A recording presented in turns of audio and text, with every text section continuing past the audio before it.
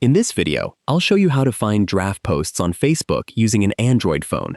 If you've saved a post as a draft but haven't published it yet, you can quickly access it from the Facebook app. First, open the Facebook app and sign in to your account.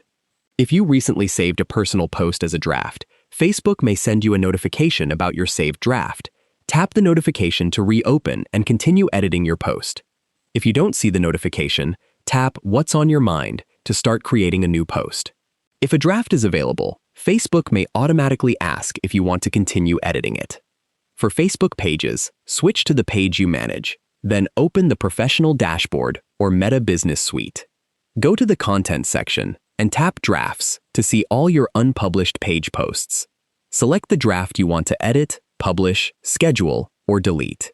Keep in mind that personal profile drafts on Android are temporary and may disappear if you clear the notification or sign out, while page drafts remain saved until you manage them.